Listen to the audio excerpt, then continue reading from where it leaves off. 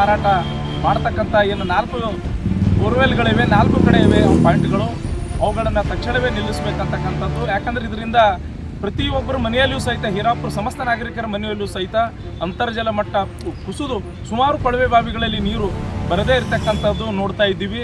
ಹಾಗಾಗಿ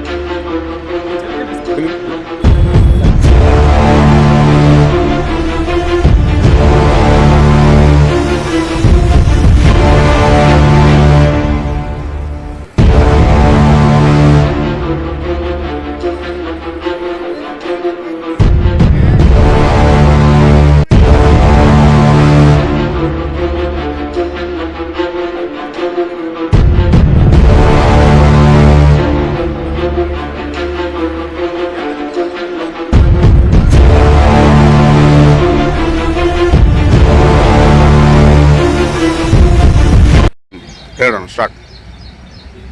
ಆತ್ಮೀಯರೇ, ಏನು ಕಳೆದ ಕೆಲವು ತಿಂಗಳಿಂದ ಕಲಬುರಗಿ ಮಹಾನಗರ ಪಾಲಿಕೆ ವ್ಯಾಪ್ತಿಯಲ್ಲಿರ್ತಕ್ಕಂಥ ಹೀರಾಪುರ ಬಡಾವಣೆಯಲ್ಲಿ ಸುಮಾರು 4 ಕಡೆ ಈ ನೀರಿನ ಮಾರಾಟವನ್ನು ಎಡಬಿಡದೆ ನಡೀತಕ್ಕಂಥದ್ದು ತಮ್ಮೆಲ್ಲರಿಗೂ ಗೊತ್ತಿರತಕ್ಕಂಥ ವಿಷಯ.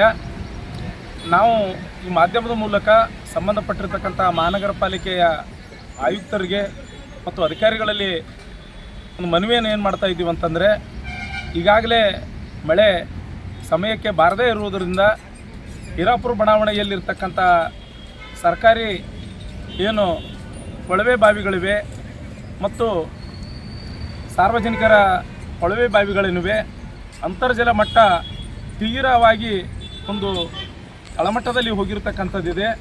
ಆದರೆ ಈ ಎಡೆಬಿಡದೆ ಈ ನೀರಿನ ಮಾರಾಟವನ್ನು ಮಾಡ್ತಾಯಿದ್ದಾರೆ ಟ್ಯಾಂಕರ್ ಮೂಲಕ. ಅದು ಬೆಳಗ್ಗೆಯಿಂದ ಆರಂಭವಾಗಿರ್ತಕ್ಕಂಥದ್ದು, ಅದು ರಾತ್ರಿ ಮತ್ತು ಮಧ್ಯರಾತ್ರಿ ತನಕನೂ ಸುಮಾರು ಪ್ರತಿದಿನ ಒಬ್ಬರು ಬೋರ್ವೆಲ್ದಿಂದ ಸುಮಾರು ಸುಮಾರು 15,000 ಲೀಟರ್ಗಿಂತ ಹೆಚ್ಚಿನ ನೀರನ್ನು ಮಾರಾಟ ಮಾಡ್ತಕ್ಕಂಥದ್ದು ನಡೀತಾ ಇದೆ.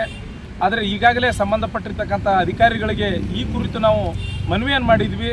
ಆದರೆ ಅವರು ಸರಿಯಾಗಿ ಸ್ಪಂದನೆ ಮಾಡದೇ ಇರುವುದರಿಂದ ನಾವು ಮತ್ತೊಮ್ಮೆ ಅಧಿಕಾರಿಗಳಲ್ಲಿ ಮನವಿಯನ್ನು ಮಾಡ್ತಾ ಇದ್ದೀವಿ. ಈ ಅಕ್ರಮವಾಗಿ ನೀರು ಮಾರಾಟ ಮಾಡ್ತಕ್ಕಂಥ ಏನು 4 ಬೋರ್ವೆಲ್ಗಳಿವೆ, 4 ಕಡೆ ಇವೆ ಪಾಯಿಂಟ್ಗಳು, ಅವುಗಳನ್ನು ತಕ್ಷಣವೇ ನಿಲ್ಲಿಸಬೇಕಂತಕ್ಕಂಥದ್ದು. ಯಾಕಂದರೆ ಇದರಿಂದ ಪ್ರತಿಯೊಬ್ಬರ ಮನೆಯಲ್ಲಿಯೂ ಸಹಿತ, ಹೀರಾಪುರ ಸಮಸ್ತ ನಾಗರಿಕರ ಮನೆಯಲ್ಲೂ ಸಹಿತ ಅಂತರ್ಜಲ ಮಟ್ಟ ಕುಸಿದು ಸುಮಾರು ಕೊಳವೆ ಬಾವಿಗಳಲ್ಲಿ ನೀರು ಬರದೇ ಇರತಕ್ಕಂಥದ್ದು ನೋಡ್ತಾ ಇದ್ದೀವಿ. ಹಾಗಾಗಿ ನಾನು ಸಮಸ್ತ ಹೀರಾಪುರ ಬಡಾವಣೆಯ ಎಲ್ಲ ನಾಗರಿಕರ ಪರವಾಗಿ ಮನವಿಯನ್ನು ಮಾಡ್ತಾ ಇದ್ದೀನಿ. ಸಂಬಂಧಪಟ್ಟಿರ್ತಕ್ಕಂಥ ಮಹಾನಗರ ಪಾಲಿಕೆ ಆಯುಕ್ತರಿಗೂ ಮತ್ತು ಸಂಬಂಧಪಟ್ಟಿರ್ತಕ್ಕಂಥ ಅಧಿಕಾರಿಗಳಿಗೂ ತಕ್ಷಣವೇ ಇವುಗಳಿಗೆ ಕಡಿವಾಣವನ್ನು ಹಾಕಿ ಅದರಿಂದ ಒಂದು ಸಾರ್ವಜನಿಕರಿಗೆ ಅನುಕೂಲ ಮಾಡಿಕೊಡ್ಬೇಕಂತ ತಮ್ಮಲ್ಲಿ ಮನವಿಯನ್ನು ಮಾಡ್ತಾ ಇದ್ದೀವಿ.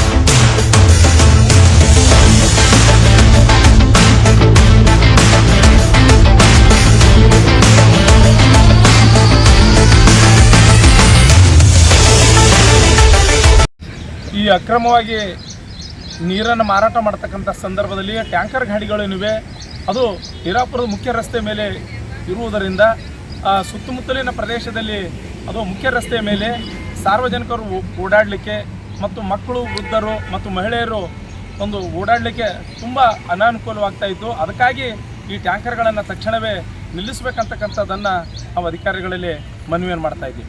ಈಗ ಸುಮಾರು ಬಾರಿ ಇದನ್ನು ಸಂಚಾರಕ್ಕೆ ತೊಂದರೆ ಆಗುತ್ತೆ ಅಂತೇಳಿ ಈಗ ಶಾಲೆಯ ಮುಖ್ಯೋಪಾಧ್ಯಾಯರು ಕೂಡ ಅದನ್ನು ಕಂಪ್ಲೀಟ್ ಮಾಡಿದ್ದಾರೆ ಸರ್. ಅದ್ರ ಬಗ್ಗೆ ಮುಖ್ಯ ರಸ್ತೆಯಲ್ಲಿ ಹಾದು ಹೋಗ್ತಕ್ಕಂಥ ಏನು ರಸ್ತೆ ಇದೆ ಅಲ್ಲಿ ಸುಮಾರು 2 ಶಾಲೆಗಳಿವೆ. ಅದು ಸಣ್ಣ ಸಣ್ಣ ಮಕ್ಕಳಿವೆ.